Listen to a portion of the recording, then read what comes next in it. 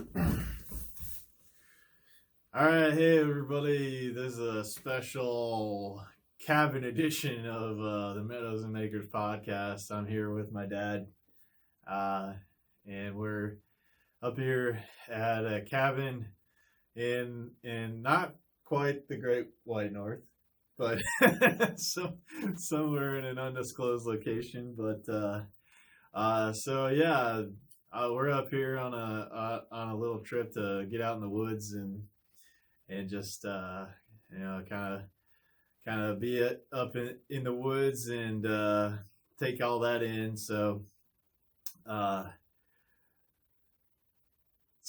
we're on this expedition, and just wanted to do something special for you guys. We're out here and power just gets cut off or whatever, and working on some of the podcasts, getting a recording in, and so this will be a little bit of a special recording before the podcasts. We get into my guest on the podcast today, which is my guest that I met at Anarchadelphia. His name is Anarchy Angel. So we'll get into that later in the podcast, but I'm just gonna have a conversation. Me and my dad are gonna have a conversation with you guys, and just kind of talk a little bit about Dad's experiences growing up and being up here in the woods, and what self-reliance means to him, and just kind of talk about some of those stories. So thanks for being here, Dad. You're welcome, Greg. This is exciting. You're doing really good with these podcasts. Hey, thank you. Yeah, so we're talking about some of these things, and how did we get here? Where are we at right now? And how do we get to enjoy this place? Maybe you could talk about great grandpa and how we ended up here. Okay, my grandfather, being one of the founding fathers of the Skeet Club in Battle Creek, Michigan, and an avid hunter and fisherman, in his adventures, he used to come up here with friends in Upper Michigan to another location east of here for years, and eventually they couldn't rent the same cabin that they were coming to for years. And so the way the story goes is my grandpa just started driving west from the previous location after finding that out, and talked to the general store owner of the town and asked if there was any cabins in the area that he could rent just for his deer hunting buddies to come up and use that trip, and also maybe in the future. And so the guy was a little reluctant, but he was very good buddies with Joe, who built this cabin. And so he said, well, maybe I might know somebody. I might know this guy named Joe that might be willing to rent the cabin, but I'm not sure. So my grandpa and this guy went and talked to Joe, and Joe let my grandfather rent the cabin with his buddies. And at the time it was a bit of a mess, because I guess he'd been renting it previously or something and not anymore. And for some reason my grandfather and Joe just hit it off like good buddies. I mean, they were two peas in a pod once they met and got out fishing together and stuff like that, fishing and hunting and enjoying this North Woods. So they hit it off like two peas in the pod. And then my grandpa would be coming up with his buddies every year deer hunting. He owned a pharmacy, so he didn't really have a lot of time before he retired to come up here, but he did always make it up here for deer season and enjoy deer season, and then maybe some fishing in the summer months. then when he did retire, had a lot of time up here. And basically the cabin is a hand-built cabin. In the design of the mountains of Montenegro. So Joe, turns out he was from Montenegro and constructed this cabin. And the story goes that he built this cabin for a sweetheart that he was supposed to marry, but things didn't work out. So we think that we don't know for sure, but we think that that's why he did such a good job building and constructing this cabin, because that was supposed to be for his sweetheart. And the craftsmanship that's in this thing is incredible. Yeah. We think that it's around 90 years old. Yeah. And it's still, varnished on the inside, road oiled on the outside, in very good shape. All the windows still slide without any difficulty, things like that. It has settled a bit. There's some trees that are giant trees in front of the cabin that are hundreds of feet tall. White pine and a Douglas fir. And the white pine is a very, it's not a champion tree, but it's takes a couple people to reach around it. And I remember as a child climbing that tree almost to the very top. Yeah. And you could see 20 miles from the top of that tree. So that was kind of scary and kind of adventurous as my start of my young experiences coming up here. So yeah, that was a big part of how you picked up a lot of this stuff and the kind of the love for nature and stuff, right? Is y'all came up here when you were a kid and hung out with Grandpa, or my great grandpa, a lot, right? Right. And how my grandpa got the cabin basically was, Joe was willing to rent it to him, but he didn't want to sell it, or the topic really didn't come up. But I guess Joe had a spell of medical problems for a couple years, and he was struggling very badly. And my grandpa just the conversation came up somehow, and my grandpa said, "Well, would you willing to sell the cabin?" And Joe sold the cabin to my grandfather. So that's how it ended up in our family. That's the story of how it became in our family. Now, of course, it's passed down from my grandfather to my father, and now me. And that's where we're at today as far as the ownership. Yeah. So yeah, Grandpa took you out, and y'all did a lot of hunting and fishing and all that up here while you were growing up. Yeah, Grandpa had an old Ford pickup that he left up here that my dad bought for him. I believe it was a Model A, and us kids, we nicknamed it the egg beater, because that's what a Model A sounds like. When you fire it up, it runs and it sounds kind of like an egg beater. And he had that set up where he left that up here, and he had a wooden boat that was handmade in 3 sections. So the wooden boat could be taken apart and piece by piece taken out to the lake or whatever to fit in the Model A. And in the 3 sections, they could individually float on their own. So it was kind of a unique boat that clamped together once you got it to the lake, and it could float on its own, even if one section sprung a leak or whatever.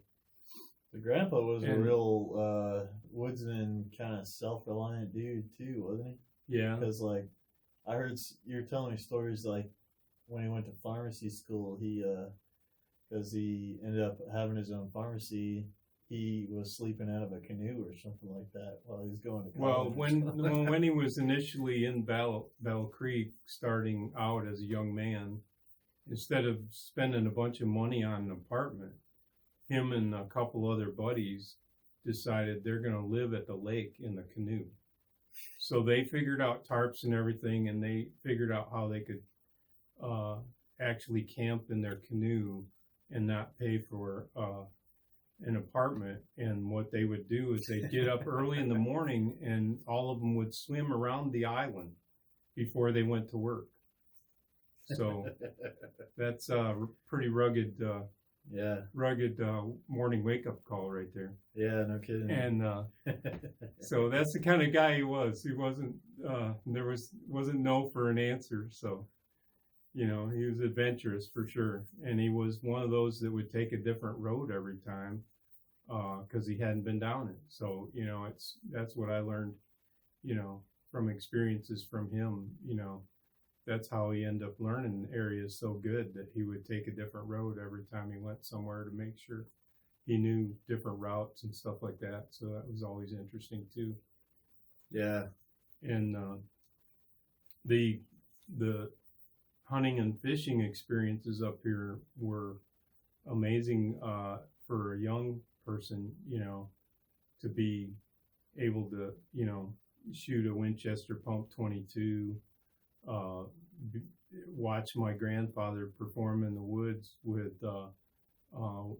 shooting what they call pats up here, partridge or ruffed grouse, and him, you know, watching him get 8 out of 10 birds in a dense forest is impressive for skill. Yeah. Of course, I can't bring myself to those levels that my grandfather could do, but another experience with him showing me the marksmanship of the 22 was when the snow would have the ice crust on top of it up here. He would reach in his pocket and throw all his pennies that were in his pocket out on top of the ice and pick each one of them off with the 22 without missing. Wow. So that was showing you what could be done with your accuracy. So yeah, so he kind of passed on that all those skills to you, and you had a big love for it. And, I mean, you taught me a lot of that stuff, and we started coming up here regularly. Mm-hmm. A while ago. Well, we used to come up here every year for a while. Yeah. When we could. Hunting. When we could make it, yeah. Mostly. Of recent times for hunting mainly. Yeah. As a child, I was mostly up here in the summertime, typically August. Yeah. And it was more oriented towards fishing. And that was great grandpa's pastime, right? His vacation, because he could only get up here for like a week, and that's how he liked to spend his vacation, right? Was to come up here and to enjoy the woods and stuff. Right. And once later, when he was retired and sold his pharmacy, that you know, he would have the whole family up here in the summer, and the whole family would enjoy getting away and getting up here to the North Country. And so, and you guys probably can't see, but this cabin is not that big. But you got what, 5 people in here or something like that? Yeah, we got our family in here, and then my grandfather and grandmother, they stayed the night in what we call the sleeping room, which used to be the woodshed. They decorated it all up, and it's another outbuilding that was just big enough for the 2 of them to bunk in there. And you know, that was the sleeping room. And then Joe, I might try to take some pictures and put them up in here during the video. And Joe added the porch on for my grandfather, and he added the garage, all from swamp cedar.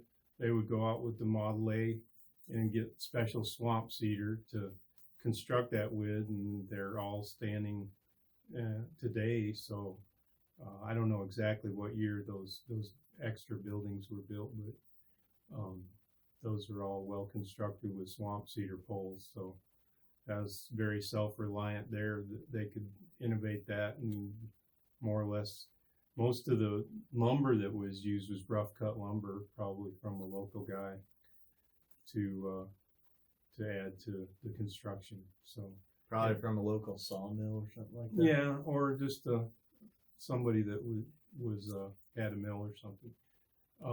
And then the fishing, my grandfather,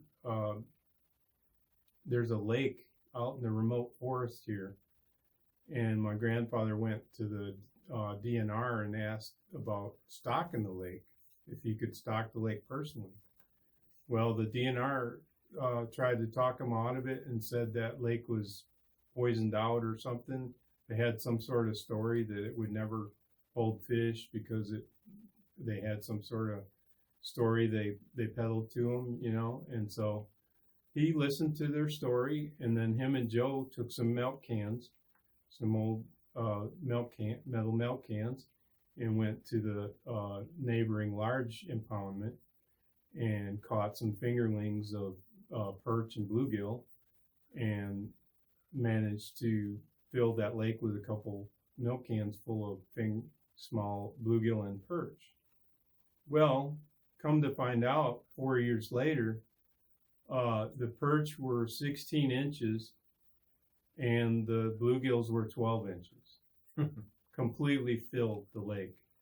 So my grandfather would keep his 3-section boat chained up under a cedar tree at the edge of the lake, and I think it even had a note on it that said, you know, public, you can use it if you just call my number, I'll let you use it. And then we would go out there with cane poles and catch, as children, catch 16-inch perch and 12-inch bluegills and bring them back for the family fish fry all the time. In the summer after that, it was just amazing times. And also we would go, Joe would take us to like hidden forest beaver dams for brook trout. And I remember an experience taking us, we'd go down the forest road and just park in a field. And then he knew to walk a half a mile in this one direction. And we came to a beaver dam, and us kids got to stand on the beaver dam and catch all the brook trout we wanted. And my grandfather, of course, snuck off upstream and caught a big rainbow trout. You know, he didn't want me to go along to chase off the trout, so he couldn't catch it. So he took care of the kids first, and then he went off and got a nice rainbow trout to bring back as well. So that was an awesome experience too in his fishing ability.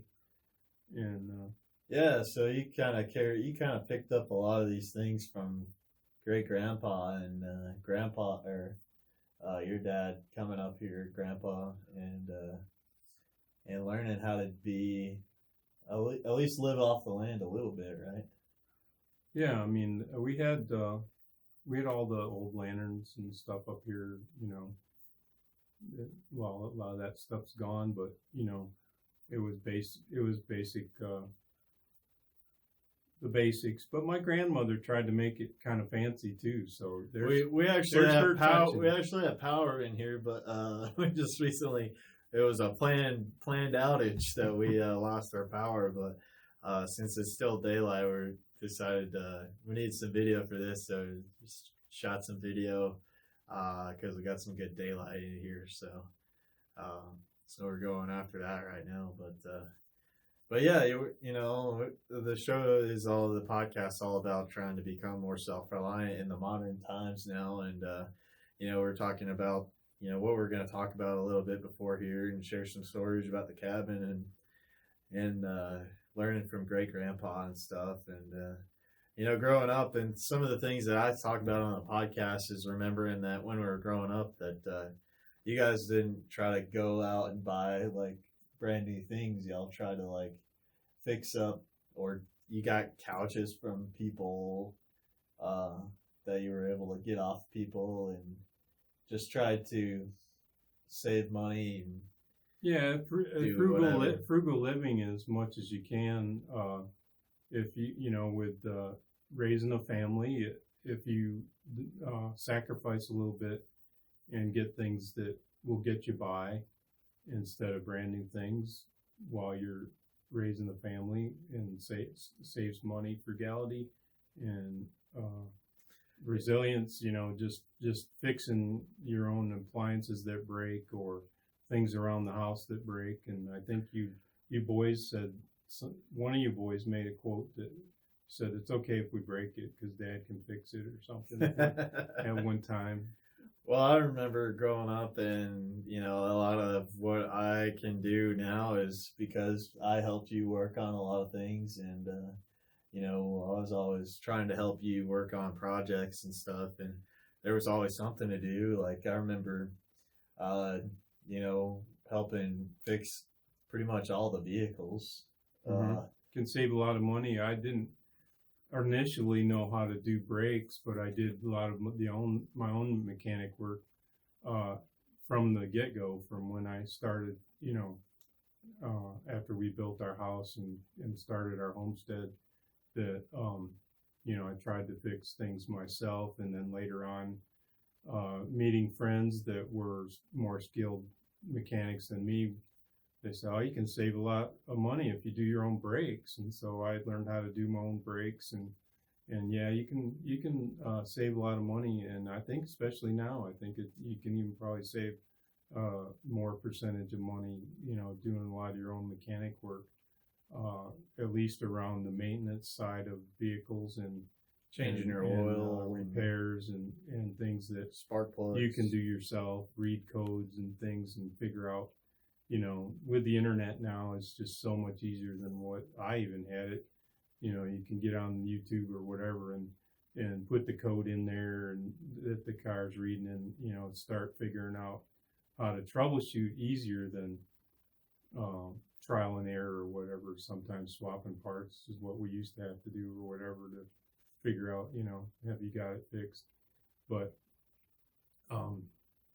the other thing with self-reliance too is just I've always had early on, I think from again meeting Joe, who was the lumberjack up here initially, he lived off the land a lot, didn't he? Yeah, I mean, he worked in the actual auto industry in Ford down in Detroit for a short time, and he just couldn't take it. I guess he was laying under the vehicle while it went by, wrenching things together and stuff, and it was really tough work, back in the early days of the auto industry. And he decided just to leave that and come up here and somewhat live off the land. I mean, he had a potato patch out back, and he had a giant blueberry patch that he fought the bears off of and things like that, he would have the resilience. He had a simple house and a wood stove. And now, was this his house? No, his house was up. His house was originally in what they call the back 40, which is way back in the woods. Oh. And he moved it up to the road so it's more convenient. So no, I don't really think he actually lived in this cabin. This was just like a house and a barn up by the road that was his residence. But it was very simple. He left his doors open because he always figured out, if somebody was in emergency or in need, they could at least take shelter in his house and things like that. I mean, it's a different philosophy of living up here, and he had the skills. So I remember learning some of the pioneering skills from Joe as a lumberjack. And one thing, Grandpa wanted a TV antenna on the cabin, so he taught us how to go harvest a tree. And that's when I first learned how to, use a draw knife to skin the bark off of a tree and make our own pole and strap it to the end of the cabin for a TV antenna. And that worked really well. And so that was a resilient thing that, you could do yourself, pretty much anywhere if you have a cabin or something like that. Instead of buying something commercial, you can just make it. So those kind of things I learned at a young age. And that was actually part of what we get into in the podcast today a little bit about, is like learning from your tribe and and the importance of family, and to have people that are from your family to learn from. And it's probably one of the in my opinion, is a very essential thing because, you know, especially these skills, if you could pass these down to your family and get other people involved in it, and you know, people that are interested in your family and things, and it's one of the best ways to learn is through hands-on learning. So, you know, it's vitally important that we have strong families and people that can, you know these things that'll pass it down and hands-on, in my opinion. So, yeah, speaking of cars, you know, do you have a little tip on how you assemble things with cars and any kind of mechanical things? Yeah. I have what I call axiom of assembly concept that I like to share with younger people. And you might think this is kind of corny and kind of simple, but when you're putting anything together, whether it be a shelf unit for the house or putting a component on a car or putting anything together that has screws or bolts or something like that assembles it together, is my axiom is that you don't tighten anything until all is assembled. So even knowing this tip, you will forget at times and still not adhere to it. But yeah, generally, I ignore it a lot of times with alignments, but with assembly alignments and things like that. You'll get into a pinch if you don't actually. One bolt may not go in. One bolt may not go in if you don't leave everything loose until it's completely assembled. So that's my little mechanics tip for today that applies to everything you assemble. Yeah, it's a little tip. We like to try to get into some of that kind of stuff on the show, some of the things, little things that you can do and keep in your life, little life hacks or whatever. So something we wanted to share.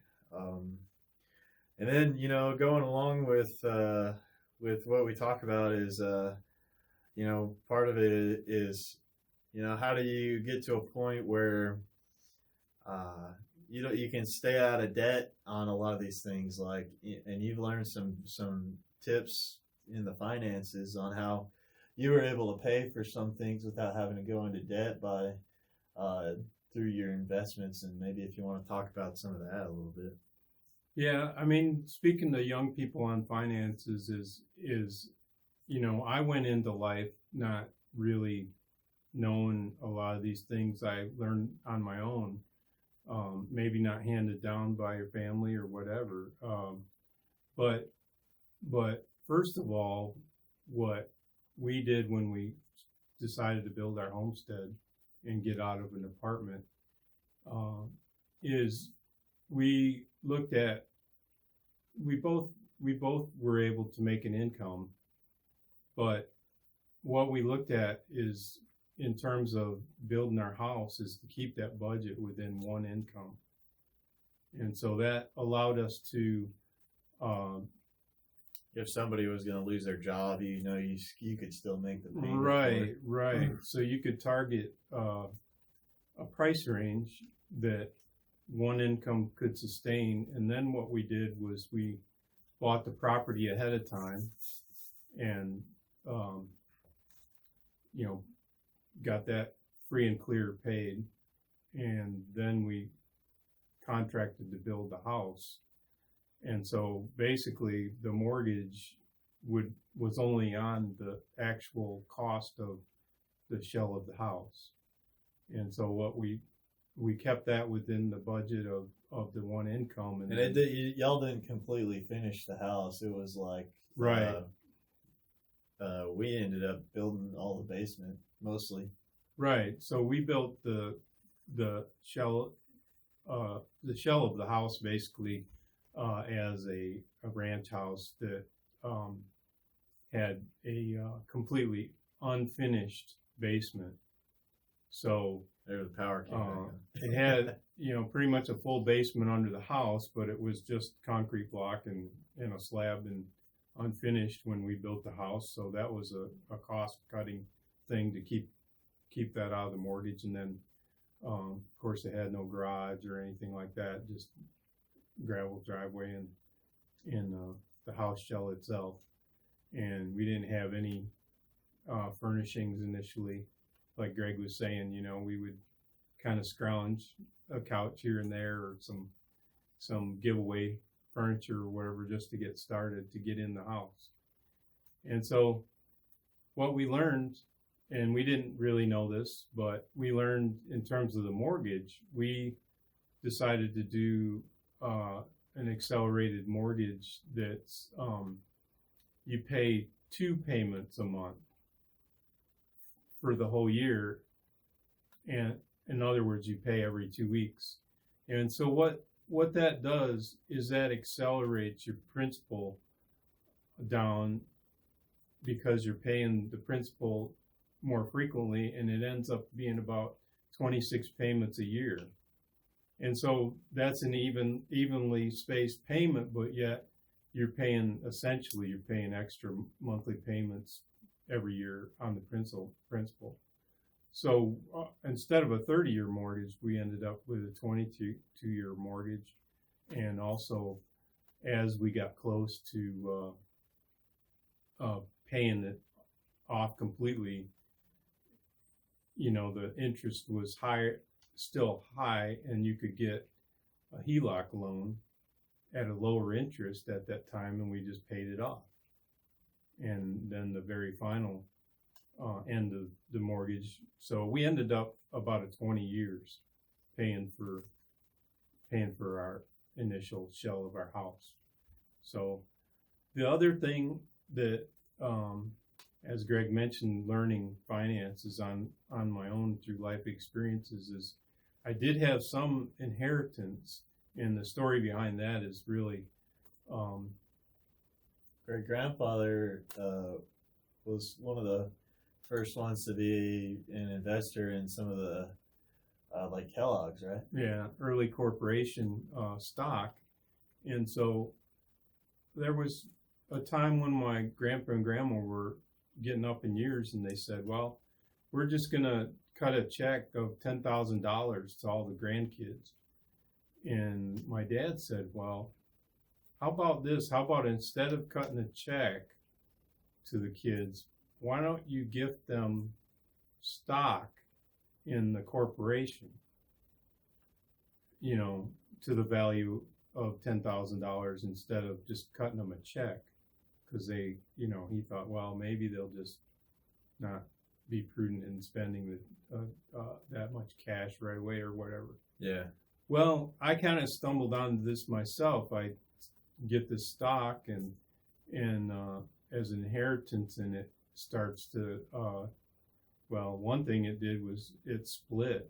So you got twice as many shares, and that opened my eyes to, oh, well, that is pretty good investment. And then it also put out a dividend. Well, with my wife and I both working, we didn't really need the income coming off the dividend.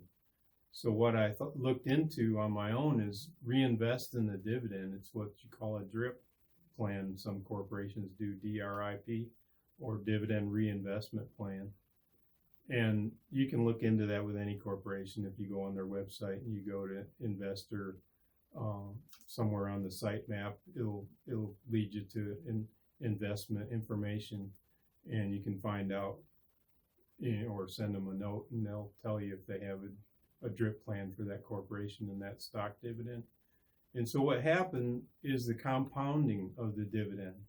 So every quarter, the dividend buys more stock instead of just giving you a cash check, and you kind of just forget about it. Set it and forget it. Yeah. So we forgot about it for years. We didn't even look at it, and all of a sudden, the value of this stock account was providing us with not only emergency fund, but also we were able to add improvements to the house, like put on a garage from cash. We cash out some of that, or if we needed a new vehicle and needed to pay for it in cash without getting any kind of loan, we could take a little bit of stock dividend, and that it compounded, and use that to buy a vehicle and not be under debt. So that was a really big lesson. When people tell you, oh, you can't make 12% in the stock market or anything like that, it's not possible. Well, over the years I calculated back and back tested that, and during that period I think we were actually making over 12% a year in the reinvestment of dividends. So yeah, because you're doing the dollar cost averaging, right? Because the dividends buying at different times, so the stock price could fall, and you're buying more shares, right, based on the dividend buying at that lower price. Each quarter it would buy. So yeah, and I suggest any young people to decide on an investment or something. And about the best advice I can get is just save your cash every year, and don't worry about, putting your cash to work all at once, but save your cash. Not financial advisor advice. This is just, save your cash for a year, and then just pick out something that you believe is going to grow. Your buddies will tell you, oh, everybody's doing this and that or the other. Whether it's, Nike or who knows what it is, who knows what we're going to have in the future. But young people have an advantage of kind of being in touch with what could grow as a corporation. And if it has a dividend, even better, the compounding of the dividend and reinvest in the shares. So buy the dip. Remember to buy the dip when there's blood in the streets. Well, not financial advisors, but yeah, this is just something that and me personally, a lot of the things that I'm into are like mining stocks with the gold and silver miners, and then like my dad was saying, like there's certain technologies out there right now that are looking pretty cool, like.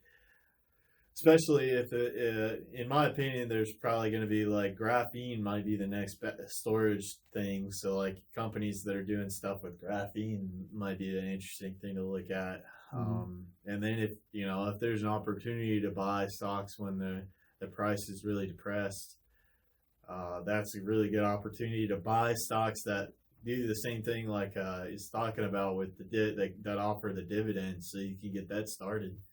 So things to think about. So just for example, with my work, they would always preach to us, well, in your investments with your 401k or whatever, be diversified. Well, my work didn't even offer the spectrum of full diversification across the different, sectors and, small cap, large cap,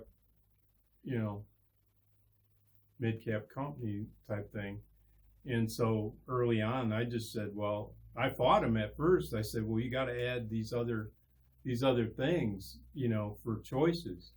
And they did. They added a few, but they still didn't fill out the full diversification spectrum in there. And so they said, well, you can do this brokerage thing or whatever if you want to. So early on, I just switched to doing my own thing and opened a brokerage account and just started doing my own diversification and my own choices of expense mutual funds that they wanted to put me into. So that's another thing, you got to be bold and you got to be self-reliant to have the guts to go off and take a risk. And, it can pay off if you learn it and study it. Sometimes learn the hard way. I've had companies go out of business that I invested in, but you do have those big winners too. So you have to buy Monero. Just kidding.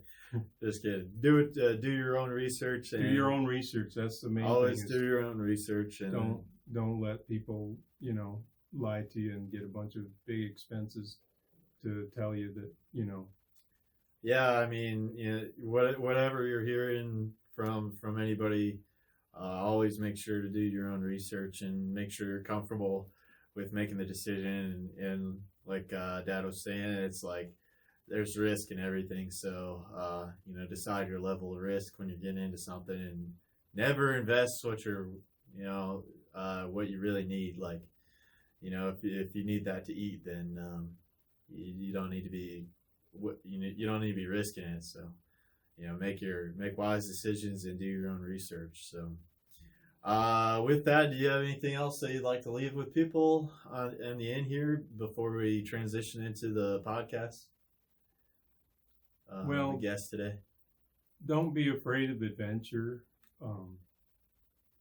Like you said, pass things down to grandchildren in terms of, maybe, letting them kind of have hands-on with some failure and things like that to work through, to grow.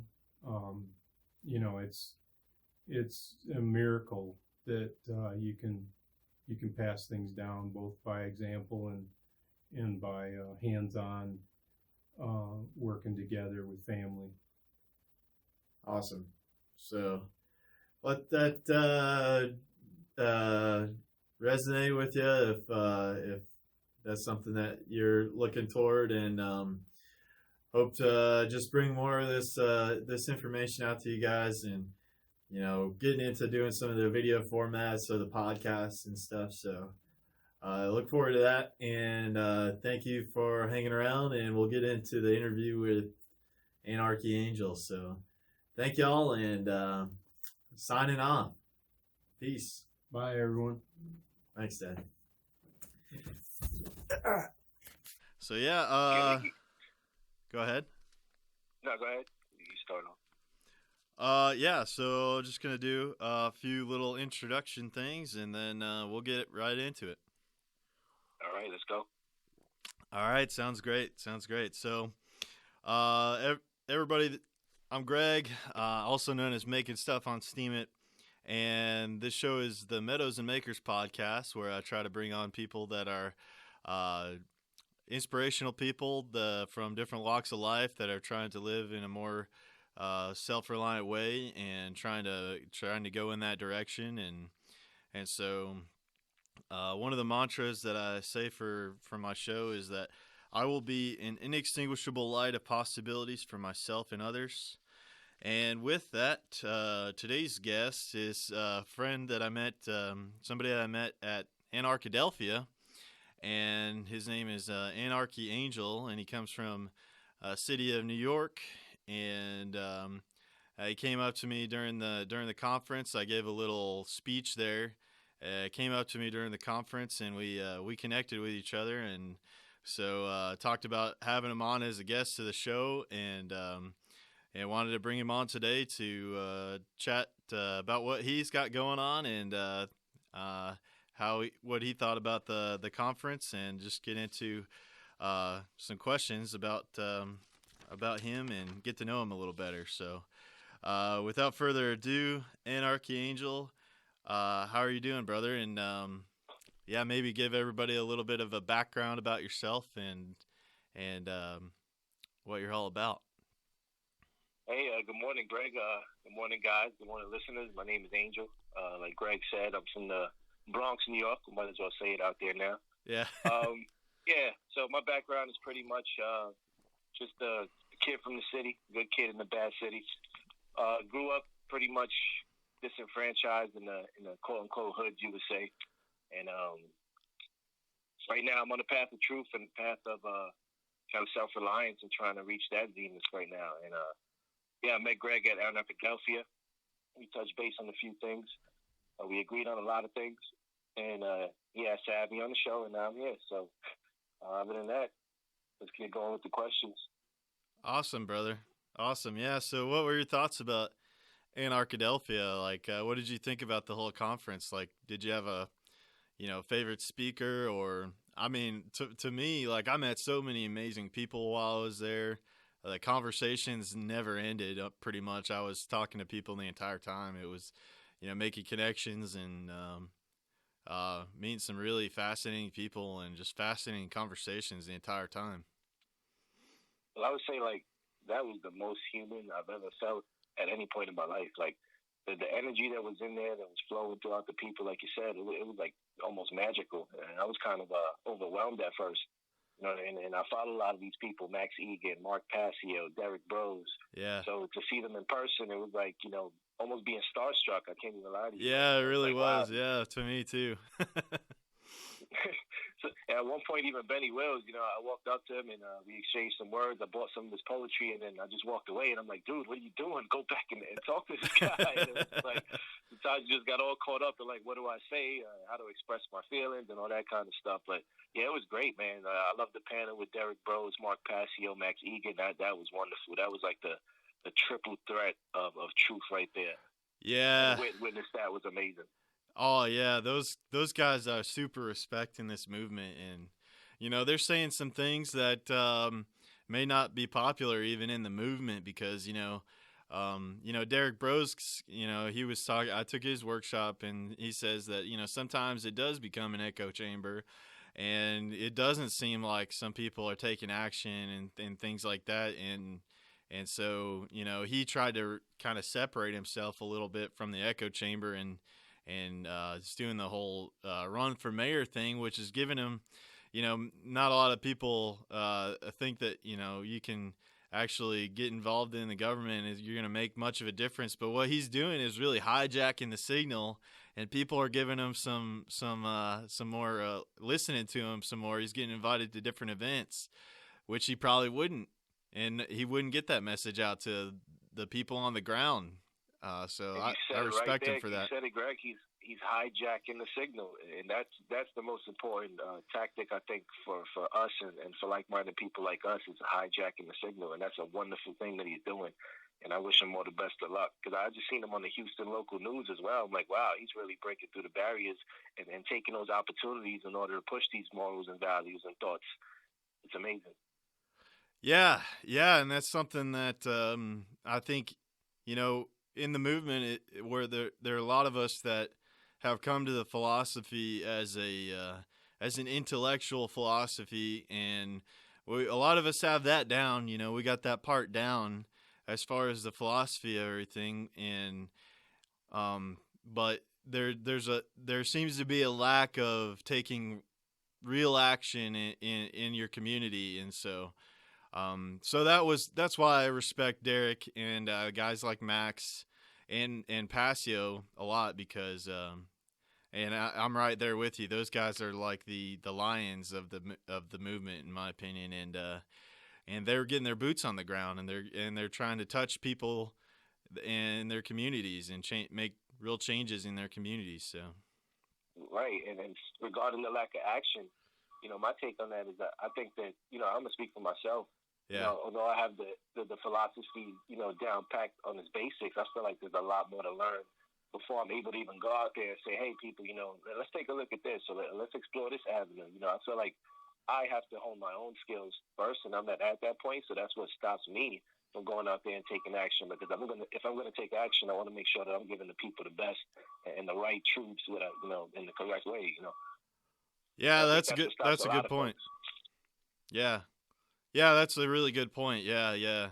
It's you know, that's something I talk about on my show quite a bit too. Is that you know, in my own personal life, for the longest time, I didn't take any actions because I was trying to make a lot of things perfect too, and figured out that you know, nothing's perfect in this reality, and so a lot of times it's just taking that first step to maybe put yourself outside of your comfort zone to get to that next place that you want to be, or you know, get more involved in the local area or whatever.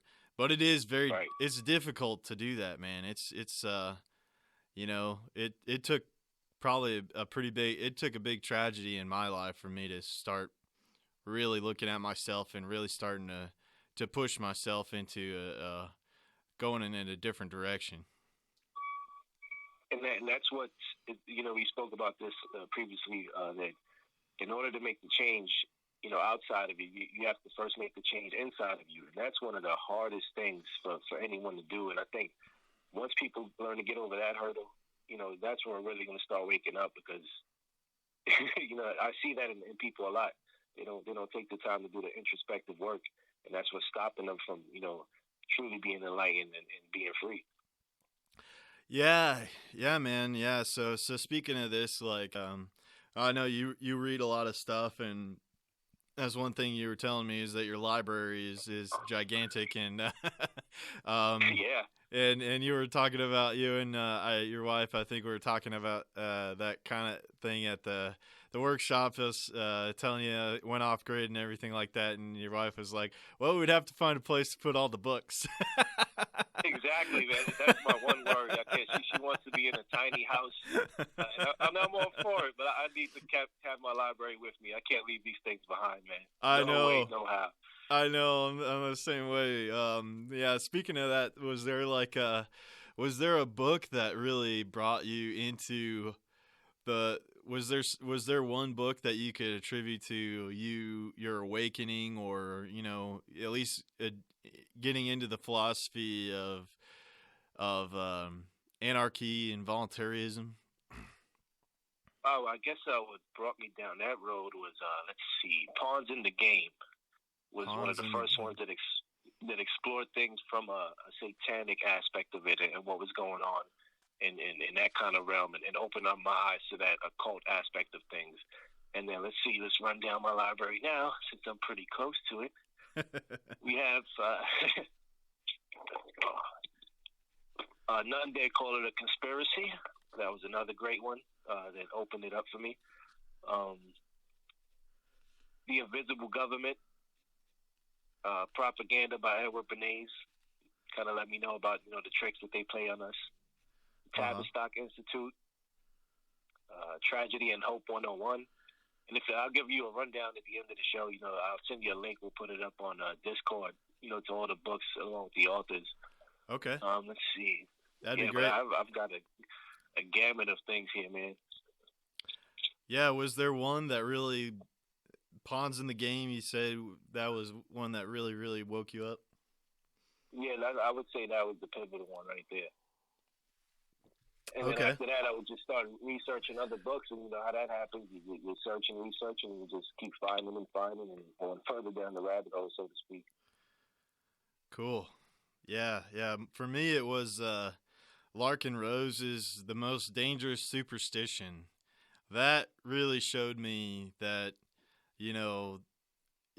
if we tried to create any kind of government or anything like that, it would end up becoming corrupted, because of the very nature of the thing is a rule, is a monopoly of force.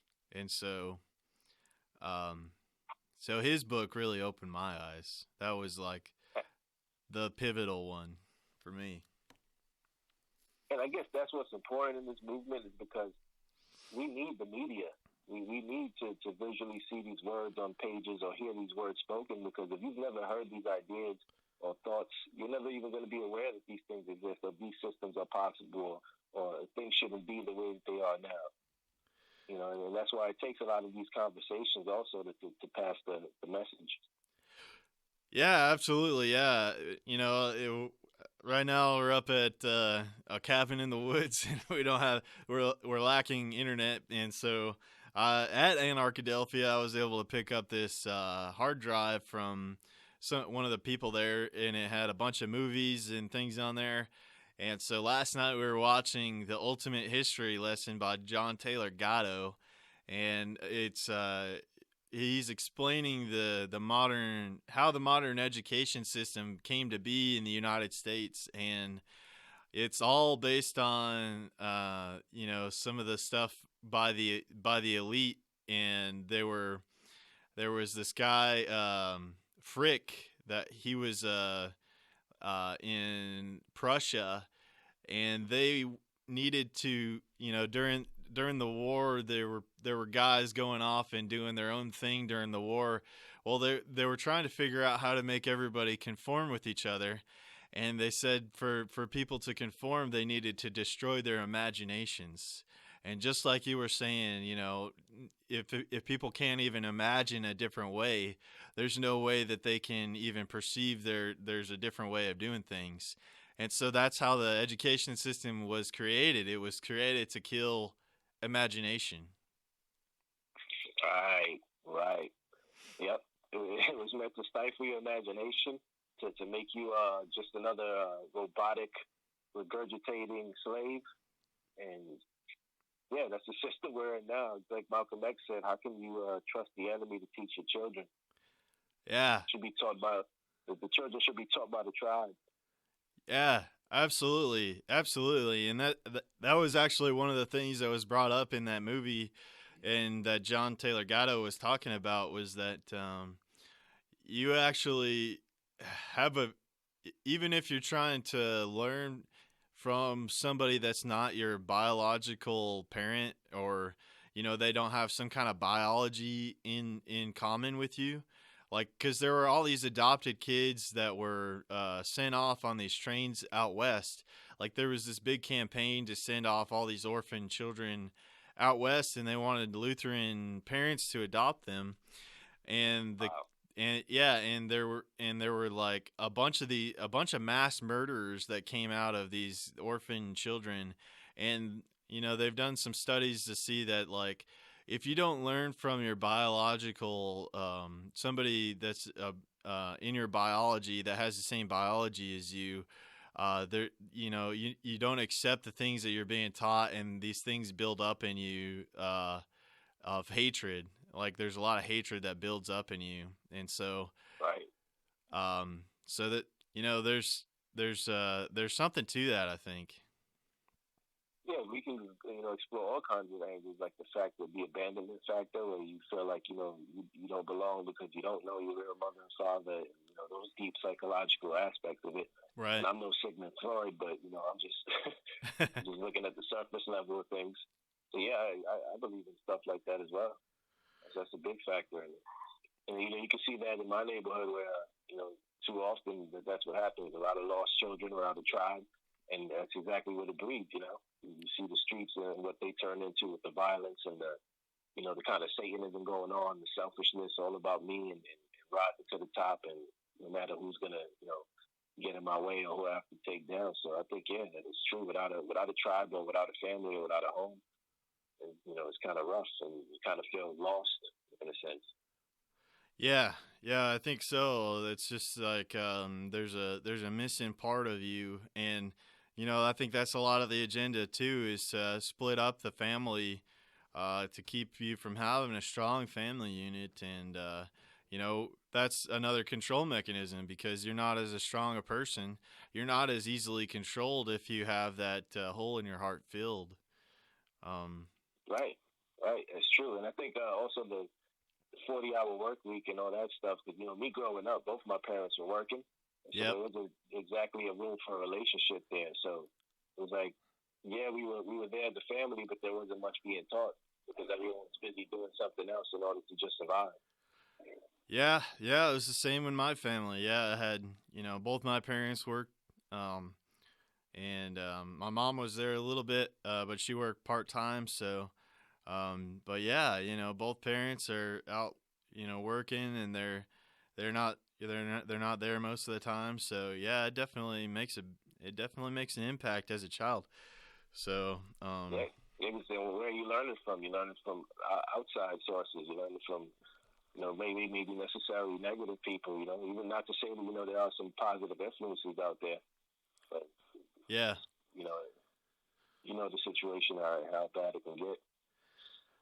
Yeah. So, I kind of think that, there's that whole agenda 2021, and I don't know if you're familiar with that, but now they call it Agenda 2030. But a lot of it is to kind of, it goes along a lot of these lines, is to try to concentrate people into cities, and from Yep. being from a city, and growing up in the city, I was wondering, what's your perspective on city life, and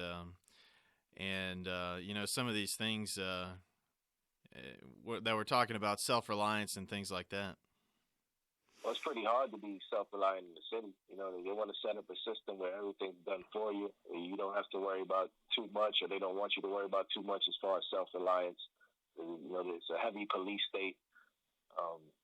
You know, so growing up in the city, you would think that everything was good, you know, if you never experienced nothing else. But once I started getting out of it and going up to the suburbs and real open air and then coming back to the city, it was like, what the hell is going on here? And I would say, yeah, self-reliance is a big no-no here in the city. There's no way, no how you're going to be able to get away with, like, solar panels on your roof when you live in an apartment and not paying electricity and stuff like that. I mean, what are you going to hunt? You know, we have out here with pigeons and squirrels. You're not allowed to really have bow and arrows out here in the city to just pick a squirrel off or anything like that. So, yeah, self-reliance is a no-no. Yeah. Yeah. So, yeah, I know that there are a lot of things that there are a lot of strategies that you could get into in going into the city. There's you know, a lot of what our current technology allows us to do is you know, there's things like hydroponics and then sprouted seeds and things that you could use like that inside the city. Are there any do you know, like, any groups, or are there people meeting up that are like interested in some of these things now, or is it pretty sparse in the area that you're at?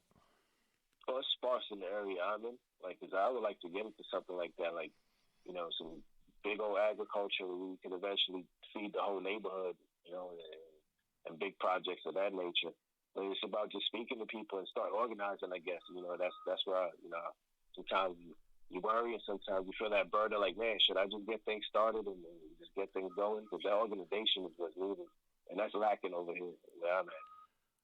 Okay. Yeah, that's why I was wondering if, you know, I mean, in my area too, it's you know, there's not a whole lot of people that are, you know, kind of thinking the same way I am. You know, there might be there's, you know, a few people that I've got a network with, but it is still sparse. So, you know, I'm working on the same kind of things in my area, and you know, a lot of the things that they were saying in Anarchadelphia, just like, you know, hosting meetups and putting it out there, and being the person to be the leader in the community. You know, those are some things that I'm looking at as well.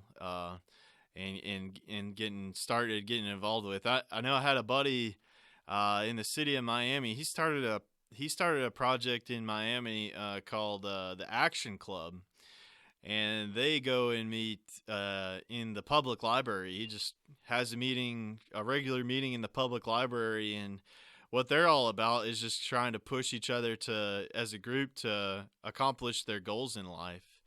And Right. Okay. and so, yeah, he just hosts this weekly meeting, and he's kind of built a whole community around it, and they just whoever's got their goal, you know, he gets them to state it out in the group, and then you know, get them to work through what it would take to accomplish that goal, and then they do like little steps to get there, and you know, it's like different things like that. Something like project manager. Yeah, a little bit like that, and just trying to support each other as a group with whatever your goal is. You know, it's like you might be a little reluctant to try something if you didn't have a group backing you up or whatever, you know. But in this way, it's like, for one of the examples was one of his friends wanted to host like an adult camping thing or whatever, and so they got together as a group, and she planned and organized a camping event, and then they all went out to her camping event for her first one. So it was a pretty neat experience. I get it. It gets us all to push each other and to help us, you know, create that action that's necessary to manifest what we want. Yeah. It was a really cool concept that that he developed, and it was just him just starting, you know, just putting out a thing in the local area on Facebook, I think, and just inviting people to come out to that library and just starting to have these meetings. And so, you Yeah, know, another part I think that'll help that along is realizing sometimes it's the daily grind of life, man, that stops people from taking that action as well. It's like, oh man, yeah, I want to do these things, but I'm so beat down. I just came from my crappy job. Right? Now I got to do these other things after work, and they don't really feel like they have time for anything. So that's another reason why we don't see too much action. We're too busy just trying to live. yeah, yeah, and that is a huge thing too. And it is one of those things where if you can, I think if you can, what I'm experiencing myself right now in trying to be as self-reliant as possible is just to pare down as many of my expenses as possible, and then that does free you up to go do some extra things and get more involved in the activism and stuff like that. And so you're absolutely right, man. Like if you have the payment, you got to make your regular bills and everything like that, man. It's tough to do extra things because the system is really designed to like make you worn out by the end of the day so that you're not trying to do anything else. You just want to chill and Right, yeah. and try to recoup. So how do we even get past that point? Even sometimes not that I get a lot of flack, but from those who resist what I'm telling them as far as the truth goes, it's more so like, man, I'm not trying to hear that. I'm just trying to get this money. I'm just trying to get this food on my table and all this stuff. I ain't trying to hear what you're trying to kick. I'm too busy trying to get this. So this is why I bring this up. That's another hurdle to overcome when it comes to waking others up and getting them involved in the action as well.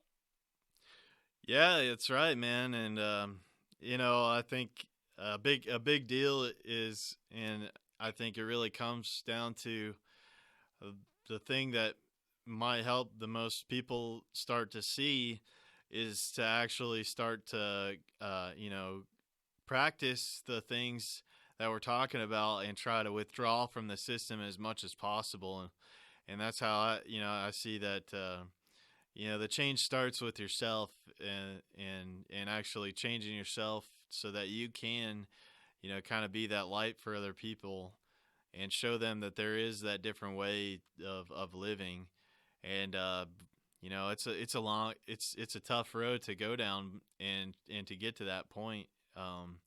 But I think that's the biggest thing is to show people instead of talking. You have to show them. And that is true. I mean, even the stuff you're doing, man, I look at your page and that's inspiring, man. I'm like, sheesh, this guy's really getting busy, and he's really trying to implement the self-reliance in his life. And it's, stuff like that is inspiring, and stuff like that does make one want to take action as well. The first instinct I got was like, man, I want something like that too. I'd love to do something like that too. And yeah, first it takes seeing someone else. Yeah, that's a big thing that I'd like to do with what I'm doing is to be able to travel around, and hopefully in the next Anarchadelphia I'll be able to bring that trailer up there and then show people what it takes to build one of those things or something similar, just at least the principles of it, and have people get their hands on some stuff and bring that up there the next time they do one of those. So that's going to be my goal for next one. How was the parking for you when you came up to Philadelphia? Oh man, yeah, that the parking's no fun. But yeah, I got a ticket one night because I was I parked in the wrong area because I couldn't find any parking in this one little area of town, and so I had that. I drove up there with my truck, and so. Driving a truck in the city is probably not the best idea. Right. But yeah, I mean, they had that parking lot at the venue actually had a decent amount of parking. So, I went and hung out with a few people. There was one guy that went with his own RV, and so I hung out with them one night, and they were just. They just had his RV parked in that parking lot and just stayed there the whole time. And there were a few people that stayed in their cars for the event. So, Wow. So yeah, so you know, I think when I go back, that'd be my ticket. Is I'll just pull up in that parking lot and go hang and stay for the event. Yeah. Because that was one of my things. My wife would love to be in a tiny house and we just tear up the whole country. And I'm like, but where are we going to park? Like, where are we going to stay when we're doing these things? Like, Yeah, yeah. A lot of the things, on past shows on the podcast, I had one guy on that he recommended to me. He was doing this thing where he's gonna ride around the country and go and volunteer on at different places, and on an electric bike, and then he uses a website called freecampsites.net, and there's a lot of camping around the country that you can. A lot of them are like Walmart parking lots and different things, but people go out and they find free camping areas, and then they put them on that website. And that's pretty sweet. yeah, and there's a lot of these national forest areas that you can, if you had some solar panels or whatever, you could go pull up and be off the grid, and you can just pull off on, one part of the land and just kind of boondock out there, and kind of live out in the country, just in certain areas. Be a dream. Yeah, yeah. Me and my 300 books. Yeah. Travel. Make sure that's got room for that. Yeah, the traveling library. Yeah. Yeah, that's good stuff. You can't trust digital, man. I need No. the pages I can touch and feel. Oh man, I'm the same way. Like there are certain books that have really good knowledge in them that I like to hold a physical copy of, because there is there's that what if all that went away, in my mind it's I held that same thing. Is like, what if all that went away? You still have the knowledge if you have the physical book. Yep, that's my same thing. What if all this electricity was gone? We couldn't plug the hard drive into anywhere. Yep, still got my book. Yeah, for sure. So let's so we have also another topic on that Anarchadelphia. I wanted to know what you thought about the cryptocurrency aspect of it all. Yeah, well, I'm pretty involved in cryptocurrency. I have a Steemit account, and I do the Steemit blog, and that was one thing I was going to offer you as a free Steemit account at the end of the podcast, and oh, nice. And so yeah, I do that, and I'm pretty involved in cryptocurrencies, and I do see, and I agree with Max Egan and Jeff Berwick had that panel during Anarchadelphia talking about, this could really be used as a tool against humanity, or it could help free us. It just depends on how we use it. And right now, I think it's being used as an investment tool, which is not the purpose that we should be thinking about using it. We should really be using it to exchange value with each other. And the whole one of the big problems is that Bitcoin is not as private as people were thinking, and a lot of these coins are being tracked and labeled as dirty coins if they were involved in like Silk Road transactions and things like that. And so, so that is a dangerous aspect of some of the cryptocurrencies. And now there are a lot more private cryptocurrencies like Monero, which are private by nature. They designed it to be private, and so these are the ones that people in the community should start using, in my opinion. And then there's a whole private internet that's been created by this guy Bob Stanley called Freos, and it allows you to do it's like an eBay for selling goods, or Facebook Marketplace or whatever, but it's on a privatized network. And so, that's something that I think a lot of people should be looking into that are into cryptocurrencies is, Bob Stanley's project Freos. definitely Monero, and start using cryptocurrencies in your transactions, and start to offer goods and services for cryptocurrencies, because if we don't use it as the tool to exit the financial system but stay private, then it will be, somebody else will come in and subvert it and turn it into something bad. In my opinion, that's where I see it. Yeah, and kind of that's kind of where I see it headed. In my opinion, I don't know if you ever heard of the term technocracy, and all this, how they're trying to introduce this whole digital realm of things. And my thing is that they're trying to already enslave us through the digital realm as far as facial recognition, GPS tracking, and all those kinds of tactics. Why wouldn't we believe then that digital currency is also another form of that? Yeah, and it can be, for sure. Yeah, yeah. So that is something to be really aware of as people in this movement, and to constantly be learning.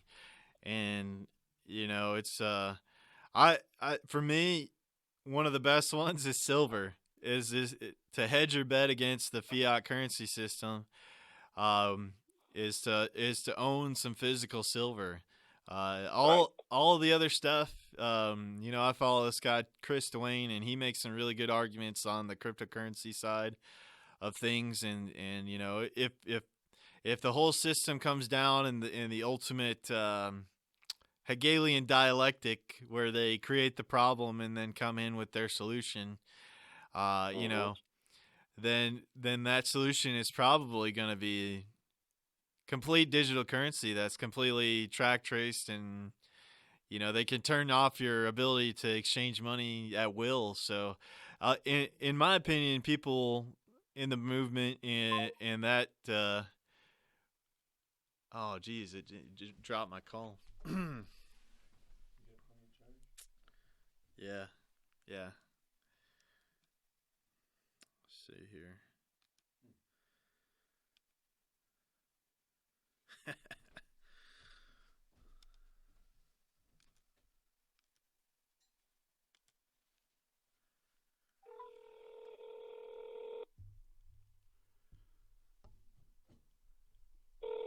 See if I can get him back.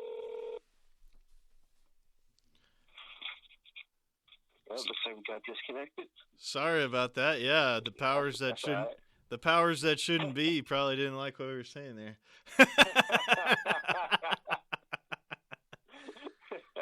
Absolutely. So, what were you saying? Yeah, that's a good one. Yeah. If you don't like truth, too bad.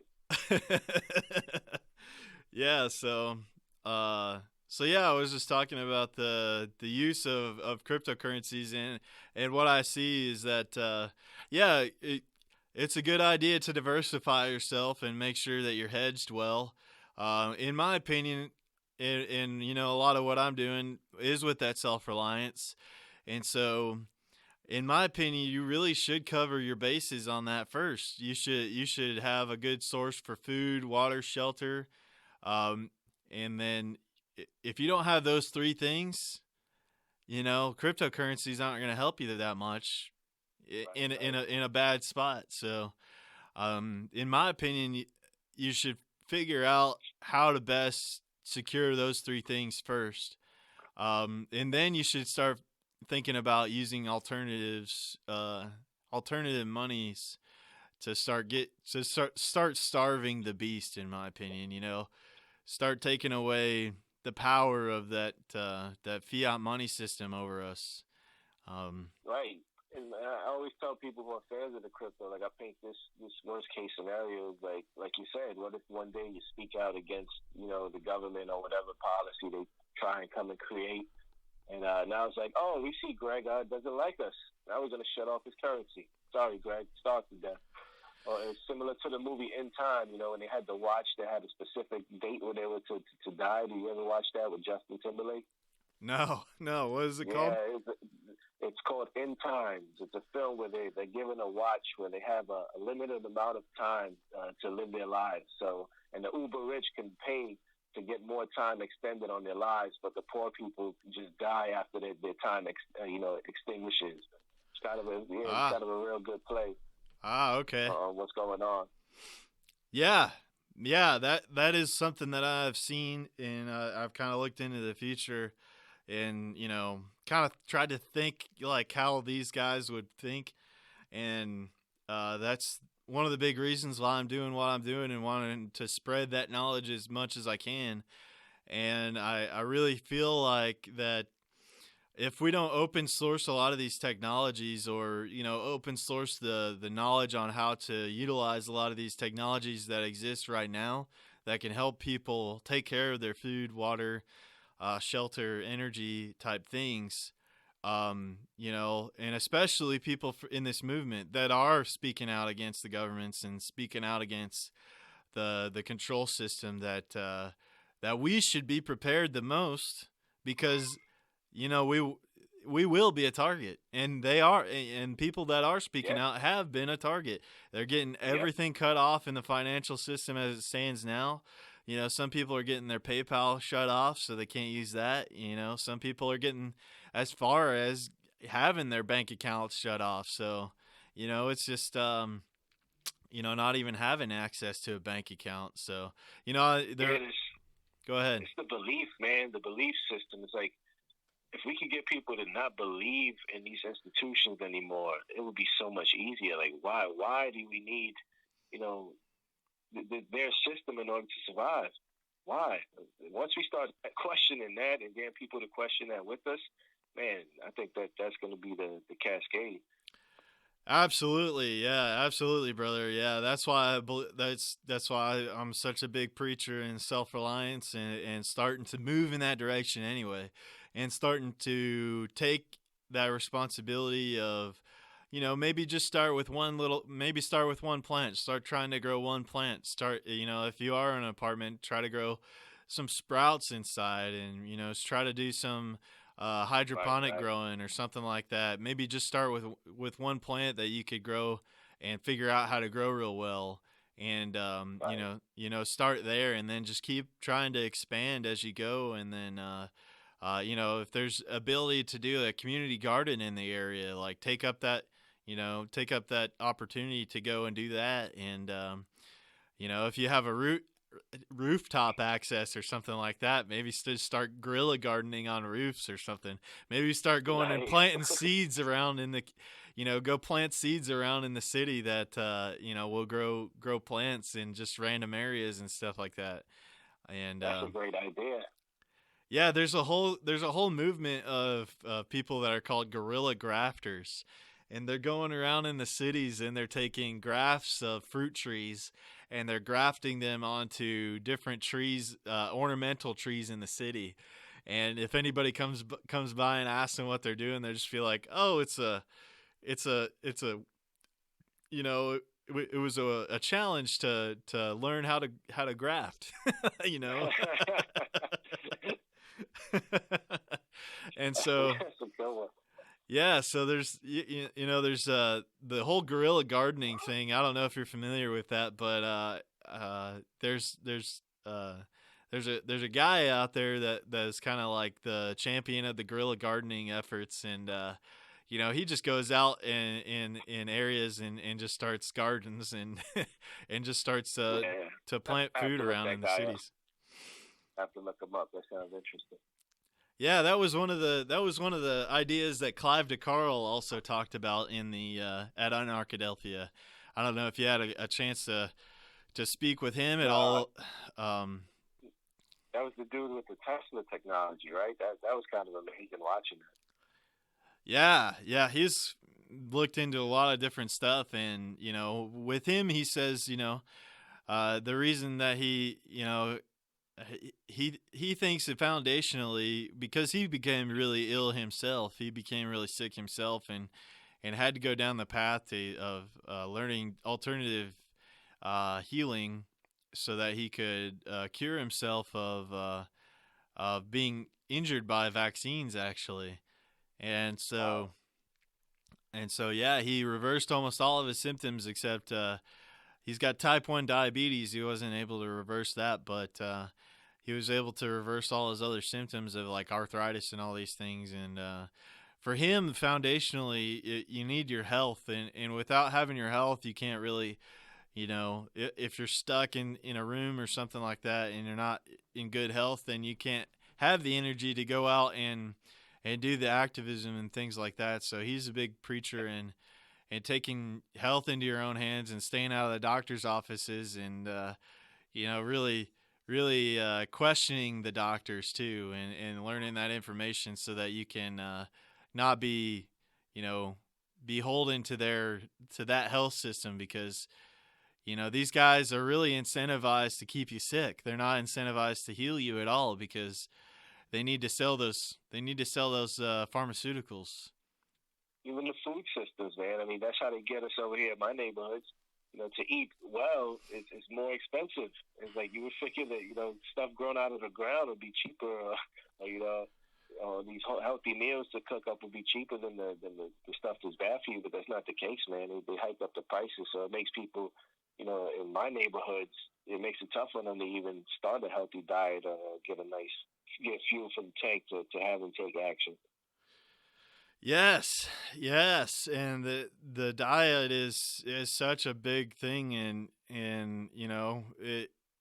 if you don't have your health, yeah, it's like, and a lot of it does come from your diet, and so if all you have access to are those processed foods and things, yes, your brain's gonna work slower. You're not gonna be able to try to critically think or solve your problems if you're not firing on all cylinders. And so, yeah, that's something else that I talk about is how important trying to grow your own food is, because there's really no way you can guarantee that a lot of this stuff is gonna be good for you unless you grow it yourself. Right. Yeah.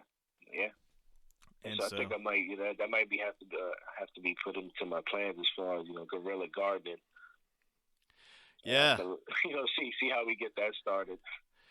Yeah. That's I was living in the city for a while there, and I did have a little house in the city, and I did have a little aquaponics operation in that backyard in the city. I actually had chickens in the city too.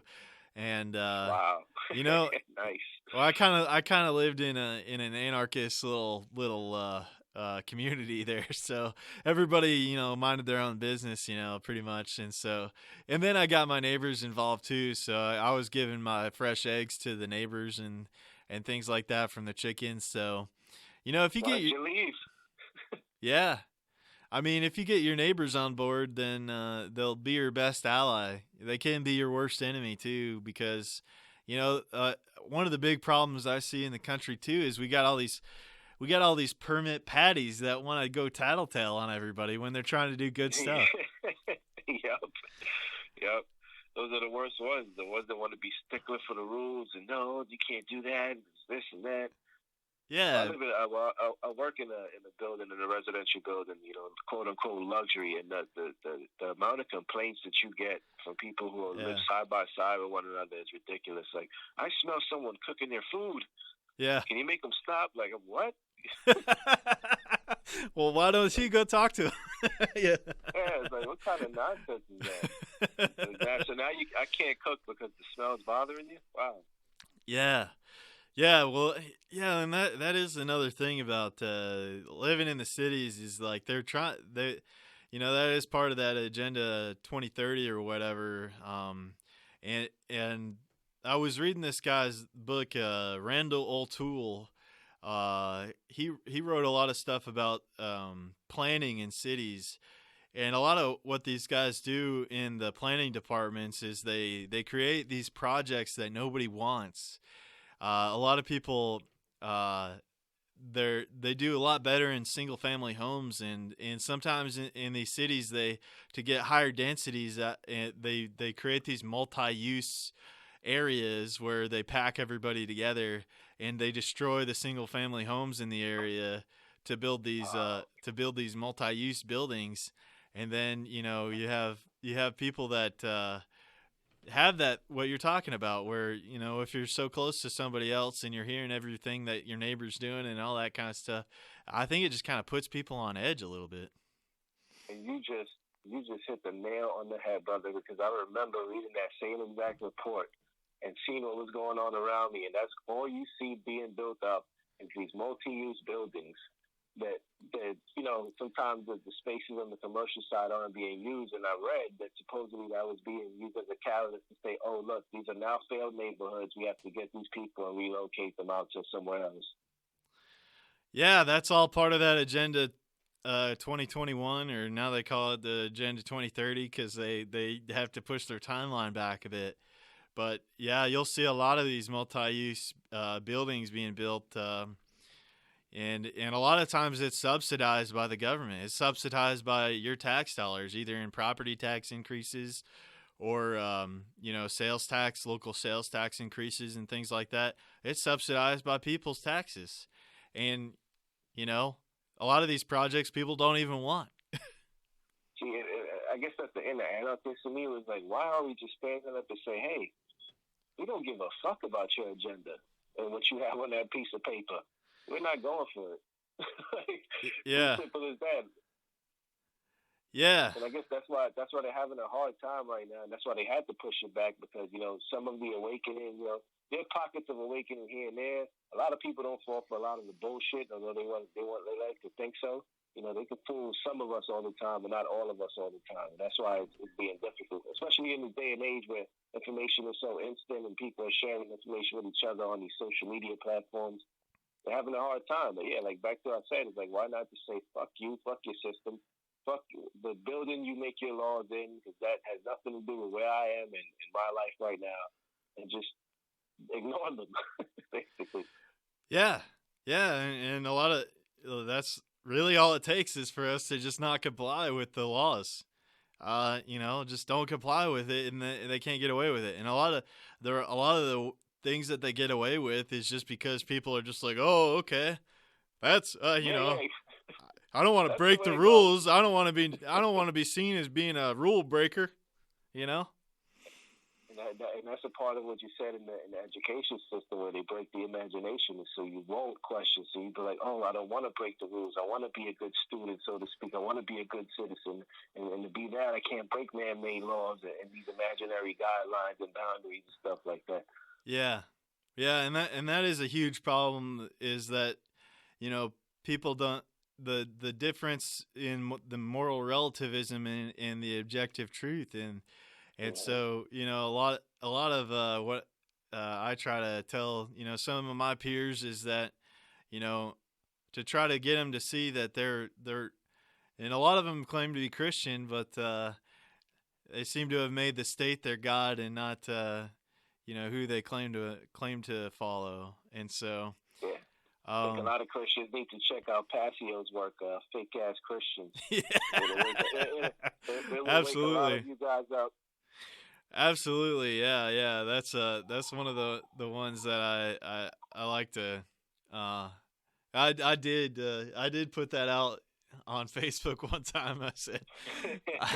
I said if you support the government, you're a fake ass Christian, and then like I bet that went over well. that really upset a few people, but yeah, it's tough to get people to see that the government has become their god in a lot of ways. Open air prison. They just indoctrinate us to believe it. Yeah, that's it is all about indoctrination in the media, and yet one of the speakers at Anarchadelphia was Howard Lickman, and he's Etienne de Boete squared. Oh, he wrote that. I love his stuff, man. Oh man, the Understanding Our Slavery book. Yeah, I is great. That one. Yeah, me too. That was a good one.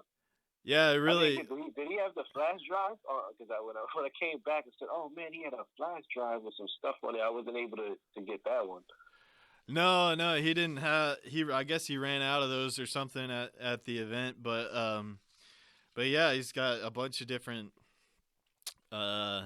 information. He's got a lot of that information condensed on those flash drives so that you can hand them out to people that you believe that will be receptive to the information. And he really laid it out well in showing how a lot of the stuff that goes on in the U.S. is very similar to what they were doing in the Soviet Union and in East Germany and Germany during the Nazism, and how you can look at the images of everything of the Pledge of Allegiance and all these things.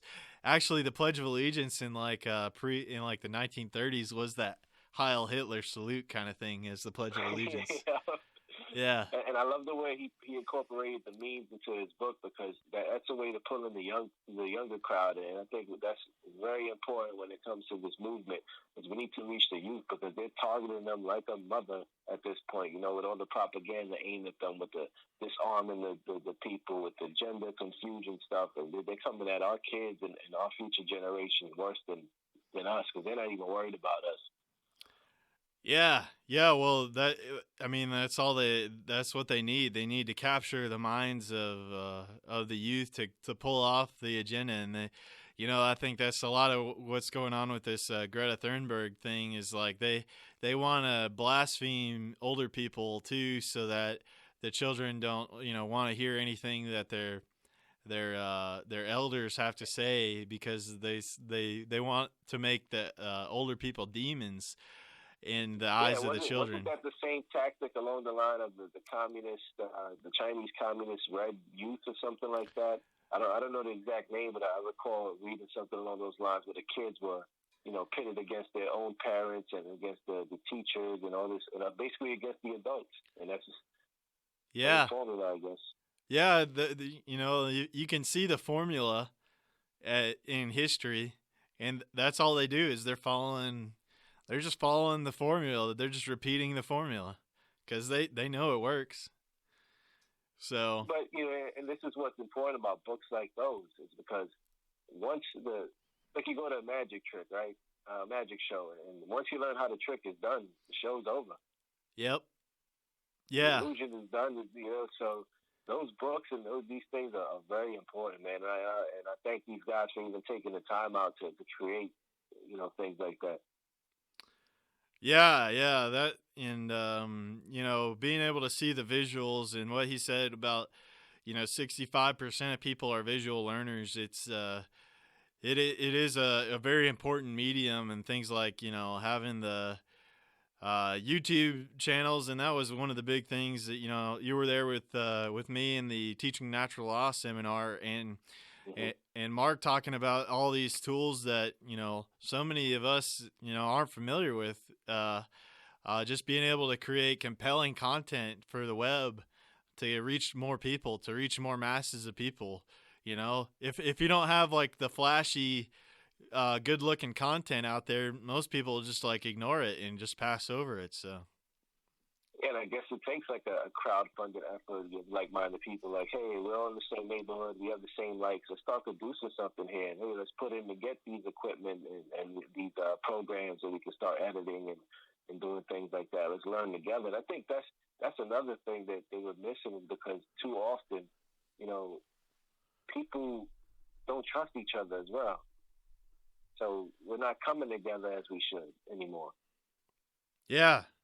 Oh yeah, and that's the whole. Yeah, that is one of the big things that keeps us from being effective, is that we are trying to reach we're all trying to reach the same thing, but we are still fighting each other on certain things, and it's just like we have to get past that, and we have to really come together and really start supporting each other in this thing, because if we don't, man, then it will be complete tyranny on the planet. It is moving that direction hard. Yeah, we as a people need to start paying attention to this fucking so-called mainstream news, man. All you see on there is I have to hate this person, I have to fear this person, and when I talk to people, man, I don't experience any of those things. No. I realize, like I said earlier, we all want the same things, and we all have the same goals in mind, and we should just work together to achieve those things, and not let that satanic, ideology creep into ourselves, and we have to stay strong against that. Yeah, yeah, absolutely. And we have all these wars and things like that, and these people that want to claim that they're green, but that they're still for war or whatever. That they want to save the environment, but they're still for war. And it's like nobody. If you talk to people on the street, if they wanted to go kill somebody, over in the Middle East, like you wouldn't get anybody say yeah. It's like Right. they got no beef with people over there. It's just a government that wants to go and do these things because they need these wars to keep perpetuating so that they can keep the whole thing going, to keep the whole illusion going. And what I see around me most of the time is guys join like the military as a last resort. That's like, man, there's nothing out here for me. I can't find a job. Screw it. Let me go sign up for the military. And they're not going at it, from the aspect of I'm joining because I want to kill someone. They're like, hey, man, they're going to give me a paycheck. I'm not sure what I'm going to be doing, but I know I'm going to be having money in my pocket. So let me just go check this option out. And then they get torn down, rebuilt as these, I guess, authoritarians. And that's how it all starts. Yeah, I got a lot of buddies that, joined the military, and, a lot of them thought that they were doing it for good purposes, but, the military they are the tool. They are the tool of these Satanists to go and have their blood sacrifices and go and just terrorize the world and pollute the world. And the military is the biggest polluter of everyone because of all the gas and shipment of goods and all that that they're doing all across the world, and all the military bases they have to keep going, all the people that have to all the goods and things that they have to get over there to keep the people fed and everything like that. It's just one big machine that that just keeps rolling. And it's the founders of the country never intended us to have even a standing army. If you're a constitutional type person, thinking that way, like if you want to go back to that, they never intended the country to even have a standing army because they were understood to be the tools of tyrants. Or federal government. There was a big contention in the beginning that there were several people that wanted to keep it as separate states and not have a central government. And so, there were a whole bunch of people that walked out of convention that just were disgusted by it, and they didn't want that to be formed or anything. So, if you really look into the history of the country, there's big contention even in the start of the country. So, yeah, I believe the founding fathers kind of set up the country as close to natural law principles as they could. You look at the Bill of Rights, man. It's like, sheesh, it's all in there. Yeah, you have God-given rights. Your rights don't come from other men. They come from the Creator. Right, that's all you need to hear right there. I remember one time watching an interview with the Big Lou Brzezinski. I don't know if you're familiar with that guy, but he was involved in the circles of these Satanists. And he's speaking so nonchalantly about some kind of policy. And he's like, in the future, the authorities will have instant access to information. And as he's saying that, I'm like, the authorities? Who the hell are they? Like, what the hell is this guy talking about? But most people would just wash over that and think, the authorities will be responsible for picking out my information if they need to. Keeps us safe. and that's merely a belief, and government is an idea. It's the idea that you can give rights to others that you don't have yourself. If I can't go and steal from you, if it's wrong for me to go up and steal your money and go give it to somebody else, how can I give that right to somebody else? How can I do that? Just because I give him a costume and a shiny badge on his chest, now he has that right. Yeah. This is the kind of thinking that needs to be broken down. We need to constantly break that fourth wall of perception and say, really, dude, look at it from this angle and see if that really makes sense to you. Yes, yeah, and that is that's the biggest thing is how can you give a right that you don't inherit yourself, and that's probably the thing that can open a lot of people's eyes is that just put it on them, and that's something that it's very hard to do because the mind control is so powerful, and having people in the education system and growing up and becoming controlled by this belief in authority, because you're taught throughout school you have to do your pledge to the flag every morning, and then you have to make sure that you go when the bell rings, and you have to listen to everything that your teacher authorities are telling you, and raise your hand to use the bathroom and all that kind of stuff. If they say no, you have to hold it. It's ridiculous when you look from outside the box and like, wow, yeah. they really had us doing all these things. Yeah, I think that was in that Understanding Our Slavery book too. Was it was like comparing the public school system to a prison, and you have to do all the same things in a prison that you have to do in the public school. You're made to wear a uniform. You have to go, at certain times. You have to go do certain activities at certain times, and just like you're saying, you have to get permission to do things and all this stuff. And then they ran exactly the same. And it's just it's a tool for creating docile people that aren't critically thinking, and it's easier to control people that way. Exactly. Even the two-party, political system, and people, going back and forth with that and don't realize, it's two factions of the same corporation, man. It's just playing us. It's divide and conquer. Yeah, it is, and it's man, that's something that is tough to get across to people too. A lot of times it's you got the right and the left, and a lot of what Mark Passio lays that out really well, in my opinion, because he's showing that was it the left are people with mommy issues, and then the right are people with daddy issues. Yeah, that was perfect. Yeah, and it really is. It's the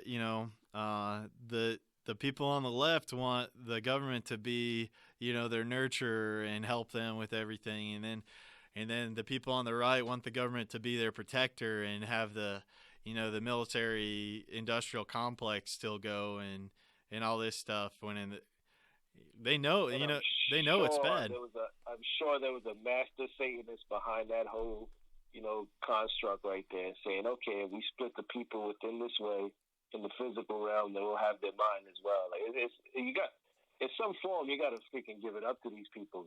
That's fucking genius. Well, they're smart. They got a lot of money that they can pay a lot of people to come up with schemes so that they can be implemented. So a lot of on our side, which is the kind of the neat thing that Howard came up with, Etienne de Boete Squared. He came up with was the foundation, the Art of Liberty Foundation, so that we can start kind of coming up with our own little ideas on how to subvert the system, pretty much. So, yeah, we kind of have, Right. we have to kind of adopt some of these tactics to try to change the whole mentality of people that are in the world now. It's like we got to become meme warriors. We got to become get really good at spreading information and truth. One of Mark Passio's quotes that I really like too is truth itself is belligerent. It wages war against all forms of deception and mind control. And it becomes the mind virus. Once you've been implanted with that truth, it just like lingering in the background there. It's like yeah, you can resonate with it. It's true. Yeah, once I opened this box of truth, as far as the moral aspects of it and the natural law aspect of it, Yeah. I can't let go. I keep going, and I keep digging deeper into it, and I keep applying certain things to my life, and it's a wonderful feeling. I feel like I'm Roddy Piper right now with the glasses on, walking through the streets, chewing bubble gum, and I run all out of it, and then now it's time to kick some ass. That's exactly how I'm feeling right now.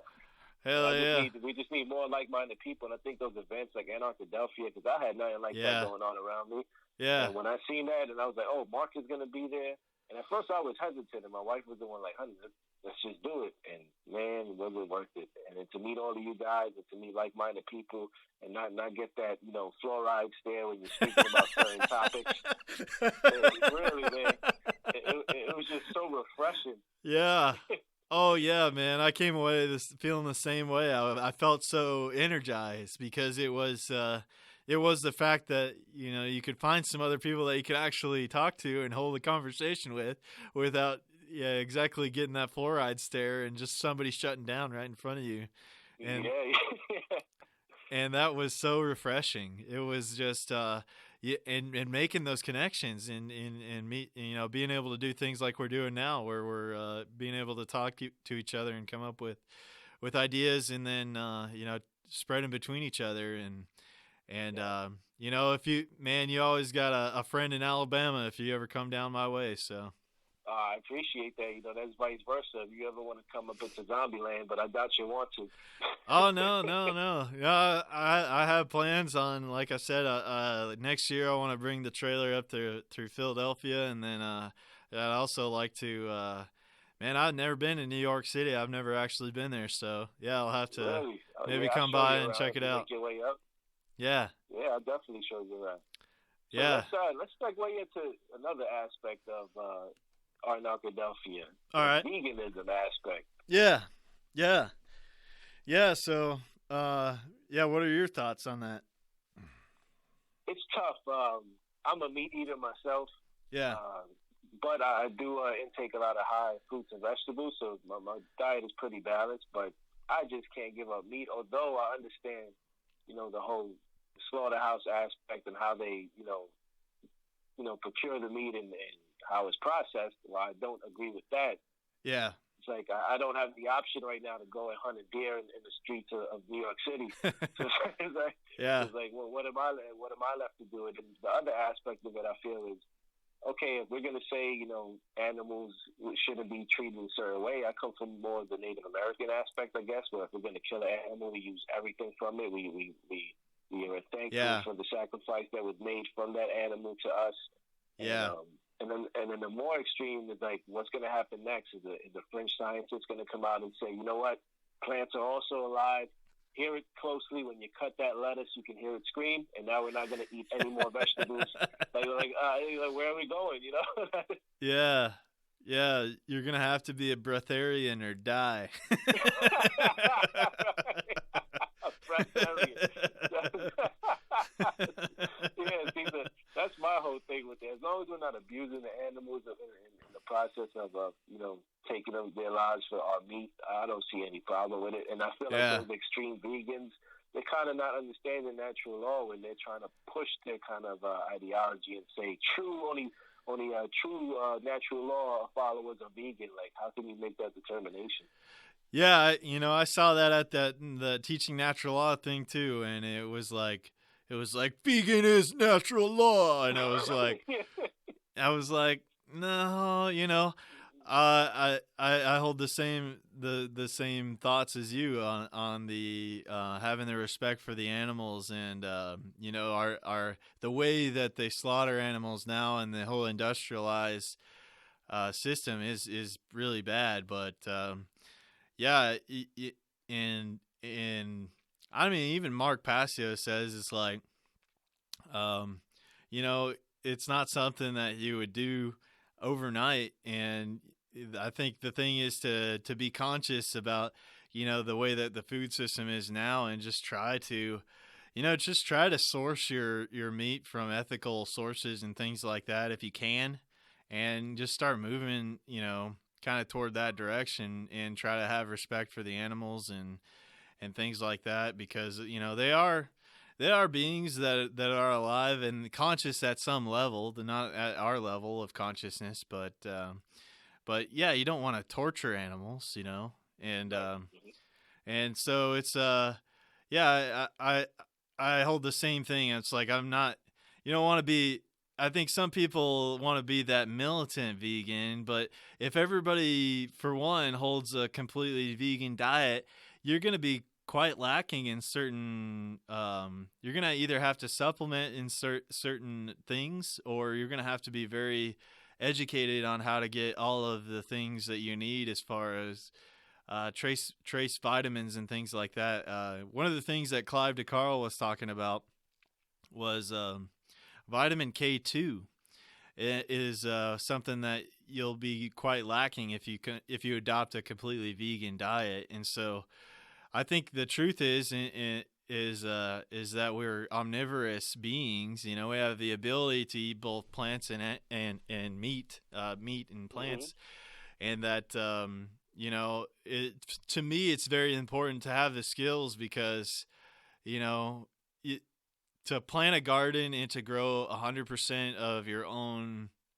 food off of a garden, it is difficult. That is quite a difficult task. And to get some of these trace vitamins like K2, they come from grass-fed animals. And so you know, to me it's a balance, as with everything is a balance. And right. So absolutely, and I think that's the aspect that the hardcore veganists are missing. Is there is a balance involved, you know. And yeah, while what's going on is pretty shitty as far as the industrialized meat industry, people still have to eat, man. You can't say that no one's following natural law because they're not able to, you know, not procure their own meat in a more humane manner. Yeah. So I mean, I'm on a hunting trip right now. I mean, we're trying to get some venison for the free. How dare you? I know. How dare you kill a deer and have one for meat for your freezer? You know. And make sure you survive for the next year. Right. How dare you? Yeah. You know, a lot of people, you know, live like that, and you know, maybe that deer is the only protein they have for their year, and they, you know, that's part of their diet. They live off of that. So, you know, who's to say that's wrong, especially if you're using, like you said, if it's an ethical way that you're killing the animal, and then you have respect for it. And to me, that's the best kind of, man, that's the best thing for your body, because they're foraging for their foods, and they're getting them from different sources. And you know, cows. Clive DeCarl was telling us, you know, cows, you think they just eat grasses. Before we started to widely domesticate cows, they were foraging in the forests and eating like mushrooms and berries and leaves on the trees and things like that. They were getting, you know, their source of, they were getting all their diet from foraged foods. And so, so that's a big component of staying healthy too, because we get all these trace minerals and things like that. So yeah, I totally agree with that viewpoint on it. I think some people take it a little too far. And hey, I know listeners, you might piss a few people off. I'm sorry to do so, but hey. Yeah, for sure. Yeah, I mean, yeah, it's just one of those things that I don't think everybody, even in the movement, agrees with each other. But at least, you know, people are willing to listen to what each other has to say and respect each other's opinions. So yeah, as long as we're following the natural law principles, and you know, you don't, you know, and those rights, you know, as far as, you know, what your rights are. Yeah, we should be all right. We shouldn't be in a room saying we shouldn't be fighting with each other. Yeah. No, meat eaters for natural law. Now we're gonna start these. Now we're separating all kinds of sects and stuff, and now we have T-shirts going against each other. We don't need that kind of movement. Yeah, for me it's like chill out. Can we all just chill? They would give a suddenly a hard time. They were like, "Where's the vegan?" They have a salad. Yeah. They You were know. ready to mob the kitchen. Yeah. So respect your opinion, but it's that's your opinion. Yeah. Yep. Still love you guys though. Yeah, for sure. Yep, for All sure. right. So let's get into the final thoughts, Greg. Cause, All right, I brother. want to start off by getting the author out there for Pawns in the Game. That's William Guy Carr. So if you guys want to check that out, that's an awesome book and an eye-opening book. That was the first one that really opened my eyes to the satanic aspect of things. All right. I appreciate Greg. You guys need to follow Greg and contribute to his efforts because he's a great dude and he's doing great things out there. And thank you again, Greg, for having me on the show. It was a wonderful experience. Sorry, guys, Awesome. if I came off as amateurish, but this is my first one, my first 15 minutes of fame. I hope to do this more often and spread the word amongst everybody. Oh, man. So, again, You're awesome. So, guys, thanks again, Greg. Thank you, and hope to be on soon. Yeah, you're welcome back anytime, brother. And thank you for your time today. And I really appreciate you, taking that time out to come on and share your thoughts. Thank you for allowing me to. Have a good one, Greg. You bet, brother. Have a good day.